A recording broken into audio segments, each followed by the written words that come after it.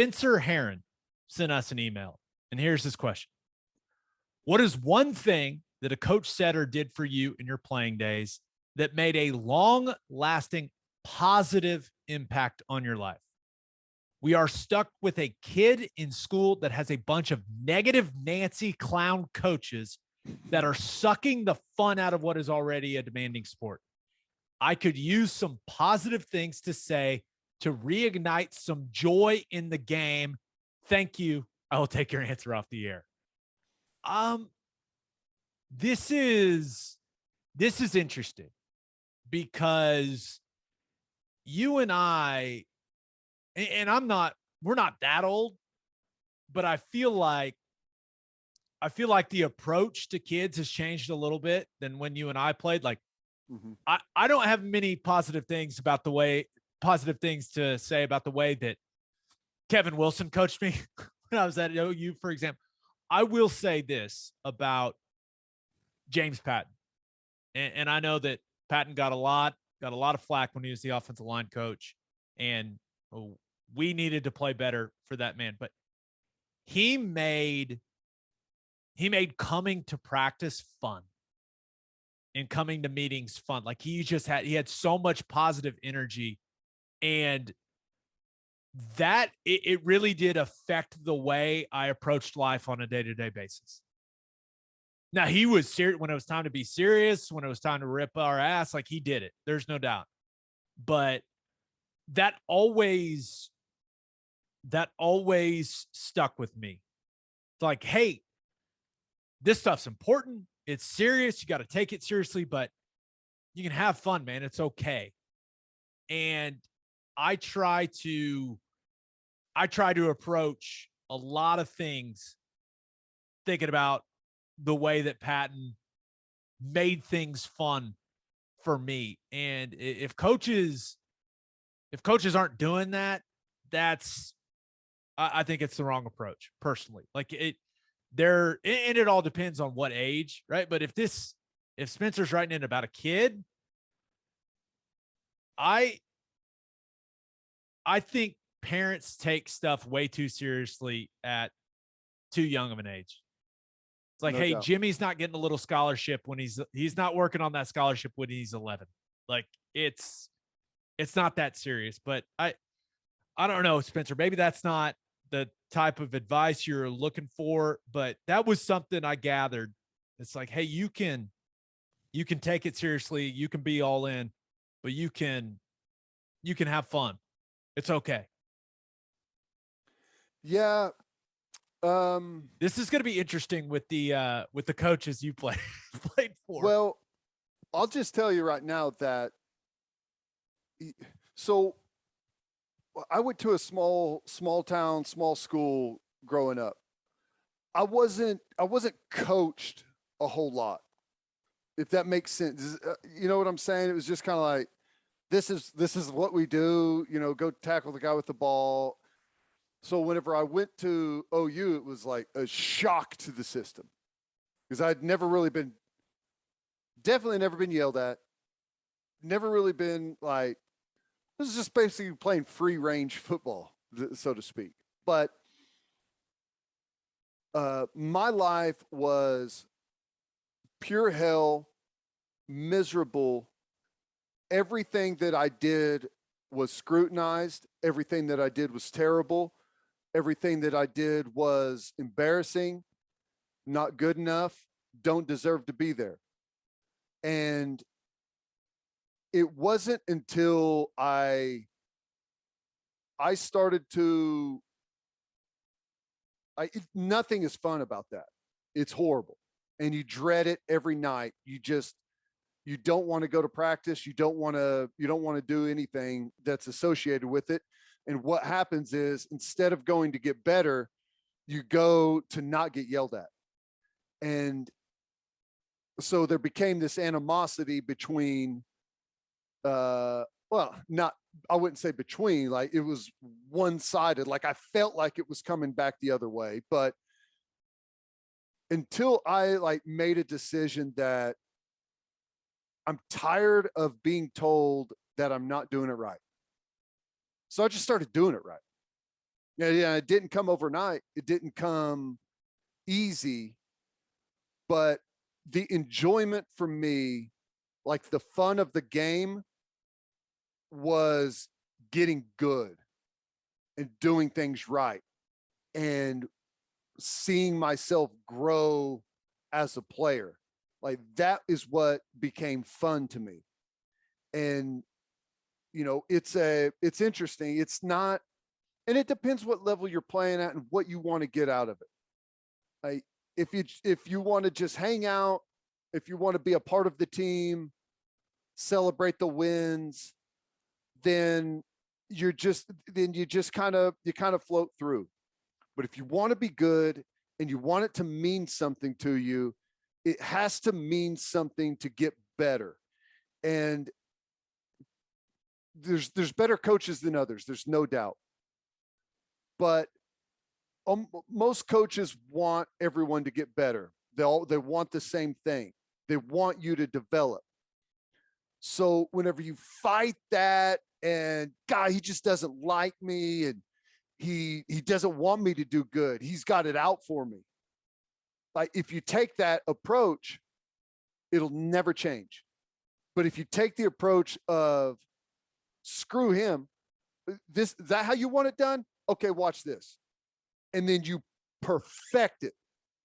That becomes fun. Like that's the only way things changed for me. Is I quit fighting the feeling like I'm being singled out and it's all against me, and I embraced that coaching and I took that coaching. And I'll admit at the beginning it was kind of like a middle finger back at it. It's like, it's like breaking a horse, I guess is what it was. You know what I'm saying? And then once I finally got that, and then there's one of the good things that I was able to do is because of that, like switch in mentality, I was able to like take a new thing or a new direction from a coach and implement it right then. So like, I don't know if that makes sense, but that's kind of how that's the only way it's going to become fun, if that's the type of coaching that you're receiving. Yeah. I wish we knew some more details, like how these coaches are sucking the fun out of it for, or in this instance. But I always, when I talk about playing for Kevin Wilson, it's because he was the hardest coach on me. I hated him the most, but I still think he was the best coach maybe that I ever played for. Him and Bill Bedenbaugh. And it's because he was just so demanding all the time. Like, and it was basically, and it was personal too. Like it wasn't, generic insults. Like it was very personal. And I cannot say what he would call me all the time on here. It is not appropriate. But I was the same way as you, man. I was like, I'm tired of getting yelled at. Like, I do not want this dude yelling at me in front of the team anymore. Like, I don't want him yelling at me in front of and that's when I was a tight end. Like, I don't want him yelling in front of all these guys. Like, I'm tired of it. So it was, and some people respond to that well, right? And that drives you to be better because you just don't want to hear it anymore. Mm-hmm. And maybe you even hear like, hey, that's good. Good job. But yeah, that was college. Like as a little kid, I don't know. But even in high school, like Kenny Young, ask anyone that played for that man. Like it was not sunshine and rainbows. We won 28 games in a row, 2 state championships in a row. And it still's not good enough for that man. Like it was never good enough. So it can't be. So, I mean, I guess that's kind of part of my point is that, is it that the coaches are sucking the fun out of it? Or is that you're not getting better, you're not listening to the coaching, and some of it has to be done on your own. And some of it has to be, you have to spend time on, like, if they're asking you to do something that you physically can't do, well, now you have to go fix that part too. Right.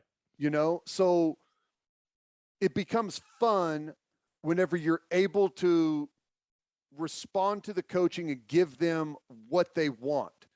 And if you can't give them what they want right now, you need to work on it to where you can.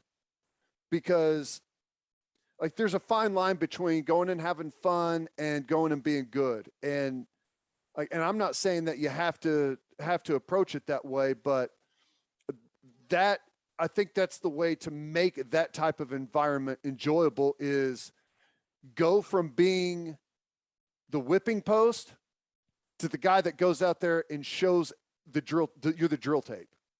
You know what I'm saying? Because that's the only thing I can say is that's what happened to me. I was the whipping post, and then I flipped the switch, and then I was the example. Yeah. And the process of going from one to the other, the reality is there's some joy in it, but not a lot. Not a lot. It's hard, man. It's hard. And it's like anything in life, like to be successful, like it's gonna take some hard work, and whether it's physical or mental, like it's gonna take some pain, man, and some discomfort. Right? Maybe that would be my biggest piece of advice would be like, hey, get comfortable with being uncomfortable. If you can do that at a young age, you can separate yourself. And now we don't know the details of this. Everything.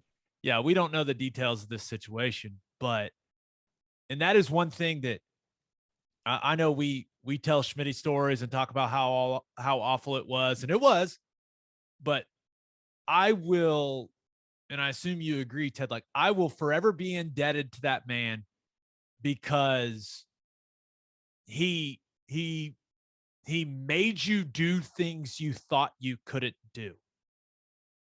And I have been able to apply that in all different areas of my life where it's like, I can do it. It's like, yep, I can do it. And that is, the sooner you can realize that, like, and it's not fun, man. It's not. The sooner you can realize that, it is a powerful thing for a person to have, to be like, no, I can go past these limits that I think I have for myself. Yep. Even there's bad coaches. There's coaches that are jerks.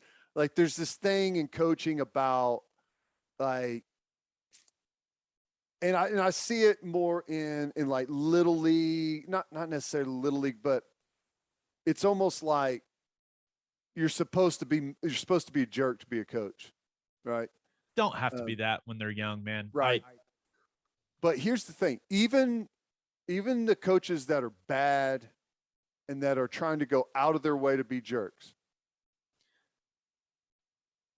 even those coaches don't dislike a guy that is there before he's supposed to be there, that gives 100% effort in everything he does, that makes the corrections whenever the corrections are given, and doesn't make the same mistakes every day.